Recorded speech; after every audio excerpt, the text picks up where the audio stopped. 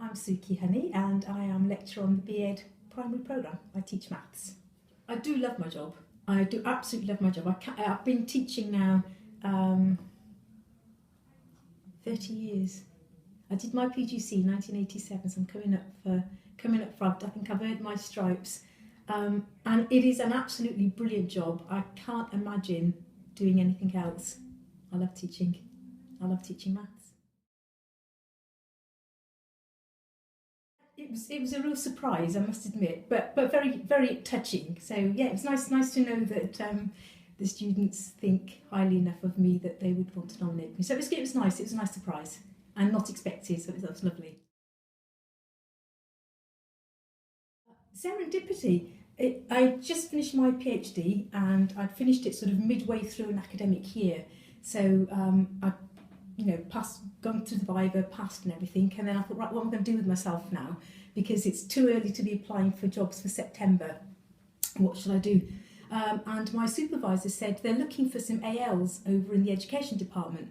I just literally knocked on a couple of doors and said, give us a job, thinking it would just be like a casual, short-term thing. And they said, well, can you teach number theory? And I said, yeah, I can teach number theory, there's no problem. Thinking, oh, I better go learn quickly. I went away and the students were very happy, the tutors were very happy, and they asked me to come back again in September. So I thought, well, I'll give it another go because I really enjoyed it. It was really good fun.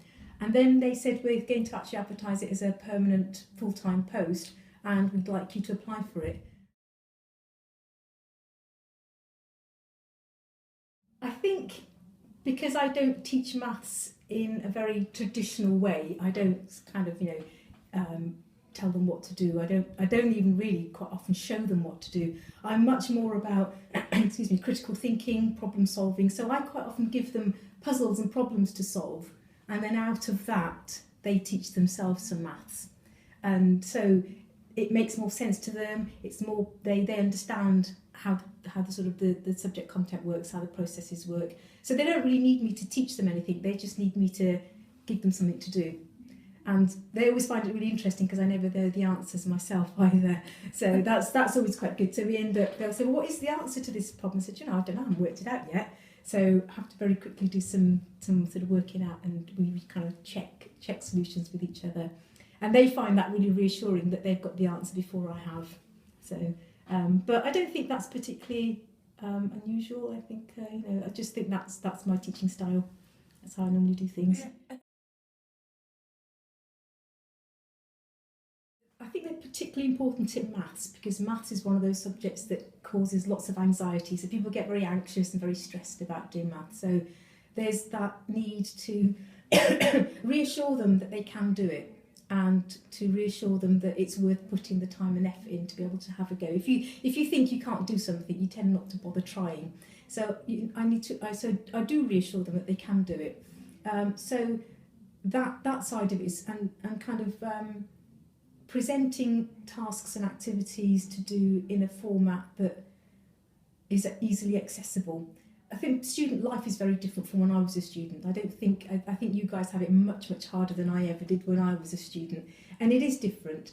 And in a lot of ways it's better, but it's also a lot harder. I think that you have great demands on your time, and I think sometimes it's easy to forget just what students are going through. So having soft skills, sort of empathy, I think that's really key. You can't just turn around and say, it's not my problem.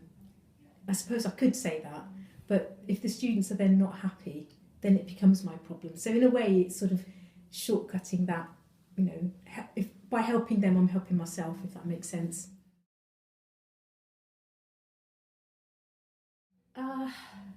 Probably a bit of both, actually. I think probably in the early days I had to work very hard.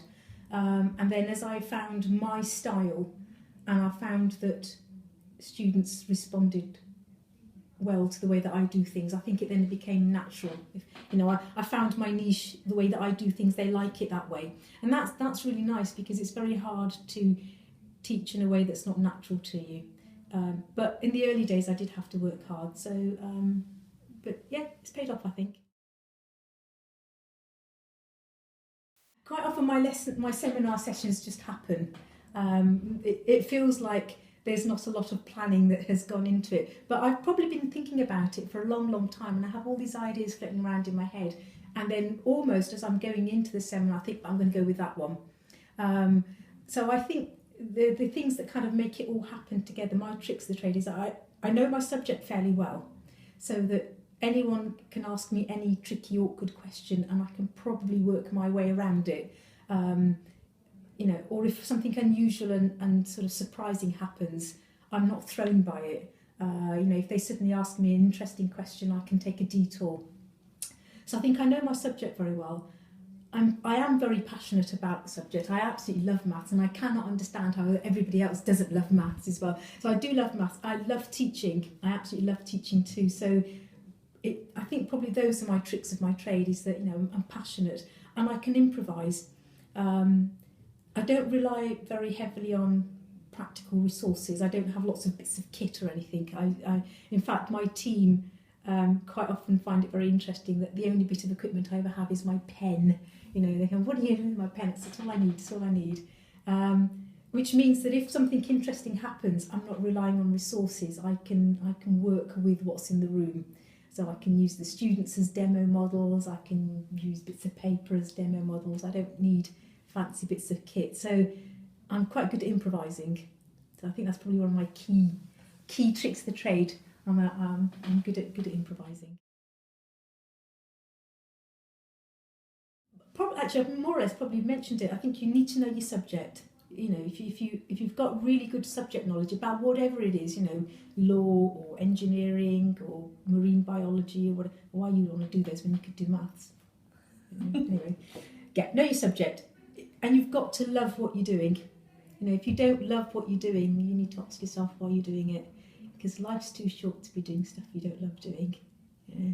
So I think that's it. Enjoy it. Really enjoy yourself. Know what you're talking about, and, you know, be passionate about teaching.